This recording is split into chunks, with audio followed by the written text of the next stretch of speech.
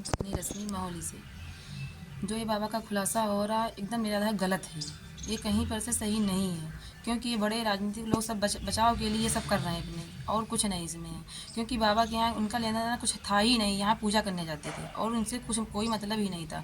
और ये बृहस्पति की रात को जब ये हुआ है कांड, तो बाबा छोड़ने क्यों उनको आए रात को, और छोड़ने आए फिर सुबह शुक्रवार को भी पूजा करने ये गए हैं। शनिवार को जिस दिन मर्डर हुआ है उस दिन भी पूजा करने गए हैं। जब ऐसी स्थिति थी तो ये बाबा को पहले 2 दिन की जब बात पहले की थी, तो पहले बाबा को क्यों नहीं पकड़ा, पहले पीछे की क्यों खंगालने लगे, पहले बाबा को पकड़ते जो 2 दिन पहले की इनकी बात थी।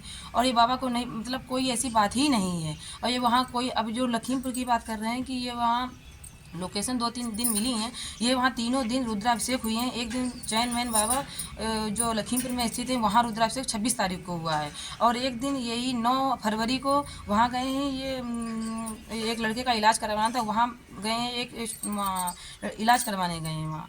और एक बार गए मेढक बाबा हैं, वहाँ पूजा करवाने गए हैं। और ये 3 लोकेशन यही फरवरी की हैं ये, और ये कहीं मिलने नहीं गए हैं। और ये जो ये यहाँ का दिखा रहे हैं बाबा जी का, बाबा जी से कोई लेन देन नहीं था, इनका समय खराब चल रहा था, इसीलिए इनसे पूजा पाठ करवाते थे अपनी। क्योंकि इन्हें कुंडली देखी थी तो बताया था कि ये गलत, ये तुम्हारे समय बहुत ख़राब चल रहा है, तो इन्होंने बोला यहाँ पूजा करो, आके शंकर जी का उनको बताया है इसमें पूजा करना। तो यहीं ये करते थे, यहाँ दान भी करते थे, और यहीं डेली पूजा घर से मतलब सामान भी ले जाते थे करने के, दूध है जैसे कुछ सामग्री है तो ले जाते थे घर से करने के लिए। और यहाँ का मतलब ये 2-3 महीने से जाए थे, और इससे पहले कोई लेना देन इनसे नहीं था।